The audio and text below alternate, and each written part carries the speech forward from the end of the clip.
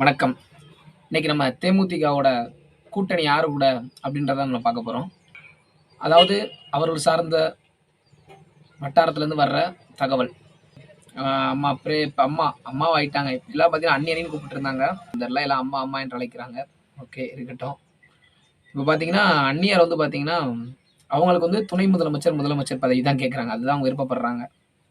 அது போக பார்த்தீங்கன்னா, பெரிய பை விரும்புறாங்க. அப்படின்னு அவங்களோட வட்டாரத்திலேருந்து கூறுறது தான். அதாவது இப்ப பார்த்தீங்கன்னா, பிஜேபி கூட போறது தான் பிரேமலதா அவங்க வந்து பேசிட்டு இருந்தாங்க. ஏன்னா டிஎம்கே கூட போக மாட்டாங்க. என்ன காரணம் அப்டின்னா, டிஎம்கேக்கு இவங்களுக்கு கொஞ்சம் முரண்பாடு இருக்கனால, டிஎம்கே கிட்ட போகறதுக்கு வாய்ப்பு இல்லன்னு நெனைக்கிறேன். அடுத்து ஏடிஎம்கே சூஸ் பண்ணாங்க. ஏடிஎம்கே போனா பணம் கிடைக்காது. அது அந்த ஒரு காரணம் தான். இப்ப பார்த்தீங்கன்னா, அவங்க வந்து பார்த்தீங்கன்னா, முழுக்க முழுக்க தனியா நிக்க போறேன் அப்டின்றாங்க. பிரேமலதா அம்மாக்கு அம்மானே பிரேமலதா அம்மாவுக்கு வந்து இந்த நேரத்தில ஒண்ணே ஒண்ணு மட்டும் கூறிக்கிறேன். நீங்க வந்து போன தடவ வாங்குன ஓட்டோட சதவீதம் பார்த்தீங்கன்னா 0.48 சாரி 47 தான். 0.47 தான் வாங்கியிருந்தீங்க. நீங்க எப்படி எல்லா இடத்துலயும் போட்டி போட்டு முதலமைச்சர், துணை முதலமைச்சர் ஆவீங்கன்னு தெரியல. ஏன்னா வந்து அவங்களுக்கு வந்து பார்த்தீங்கன்னா, முழுக்க முழுக்க வந்து எம்பி சீட்டு, ராஜ்யசபால உறுப்பினரு, அப்புறம் எம்எல்ஏ, எம்பிக்கள் நெறைய இருக்கணும் அப்படின்னு நெனைக்கிறாங்க. பிரேமலதா அவங்களுக்கு வந்து பார்த்தீங்கன்னா, அவங்களுக்கு தேவையானத நானே சொல்றேன். அவங்க என்ன கேட்குறாங்க அப்படின்னா, ராஜ்யசபா சீட்டு, அமைச்சர் பதவி, அதுக்கப்புறம் பார்த்தீங்கன்னா, எம்பி அதுவும் எம்பி 1, 2 எம்பி இல்ல 10 எம்பிக்கு மேல கேட்குறாங்க. அடுத்து எம்எல்ஏ சீட்டும் கேட்குறாங்க. இதுதான் அவங்களோட ஒரு கோரிக்கை. இப்ப அவங்க என்ன கூறிட்டு இருக்காங்க, என்னைய யாரு கூப்பிடுறீங்களோ அவங்களோடதுக்கு நான் போவேன் அப்படின்ட்டாங்க. ஆனா அவங்களோட இந்த 4 தான் அவங்களோட மெயினு. இப்ப டிஎம்கே கிட்ட போனாங்கன்னா, பணம் குடுப்பாங்க, எம்பி சீட் குடுப்பாங்க. அதிகபட்சம் போனா ஒரு எம்எல்ஏ, 2 எம்எல்ஏ குடுக்கலாம். ஆனா அவங்க வந்து ராஜ்யசபாலாம் கேட்குறாங்க. யாரு? நம்ம பிரேமலதா அம்மா வந்து. அதனால அங்க போறதுக்கு வாய்ப்பு இல்ல. ஏன்னா அவங்க குடுக்க மாட்டாங்க. ராஜ்யசபா வந்து டிஎம்கே குடுக்காது. இப்ப அதே மாரி அதிமுக எடுத்துட்டீங்கன்னா, எம்எல்ஏ சீட் குடுப்பாங்க, எம்பி சீட் குடுப்பாங்க. பணம் தர மாட்டாங்க. மெயினு பணம் தரமாட்டாங்க. அதனால அங்க போறதுக்கு வாய்ப்பு இருக்குதா அப்படின்றது தெரியல. அதே மாரி நாம் தமிழர் கட்சி. அண்ணன் ஒரு தனித்துவமான ஒரு அரசியல்வாதி.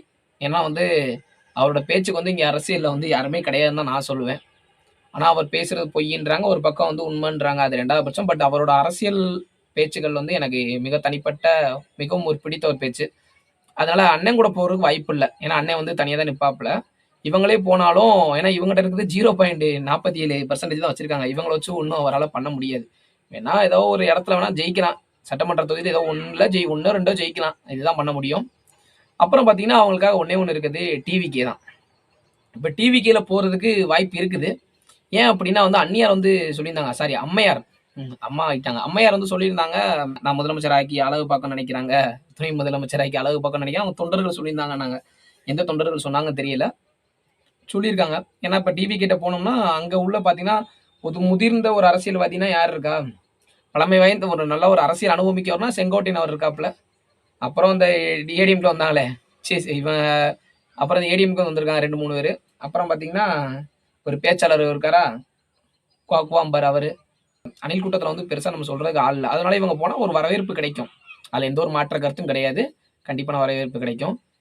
ஆனா போனாலும் டிவிகே ஜெயிக்காது அப்படின்றது வந்து எல்லாருக்கும் தெரியும். அனைவருக்கும் தெரிஞ்சது தான். டிவிகே வந்து கண்டிப்பா ஜெயிக்காது. ஒரு தொகுதி கூட ஜெயிக்குமா அப்படின்றது சந்தேகம் தான். இப்ப டிவி கிட்ட போனோம்னா, அவங்க நெனச்ச மாரி முதலமைச்சர் சீட்டு கிடைக்காது. துணை முதலமைச்சர் கிடைக்க சான்ஸ் இருக்கு. அதனால வந்து பிரேமலதா அம்மா வந்து டிவிகேக்கு போறதா ஒரு தகவல் வந்திருக்கு.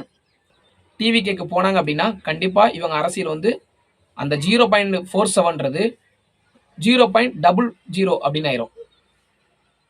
அதனால நீங்க கொஞ்சம் அரசியல்வாதி, நல்ல ஒரு பக்குவமான அரசியல்வாதி, அரசியலே ஊறி போனவங்க. அதனால கொஞ்சம் சிந்தித்து முடிவெடுங்க. அம்மையார் பிரேமலதா அவர்களே. நன்றி, வணக்கம்.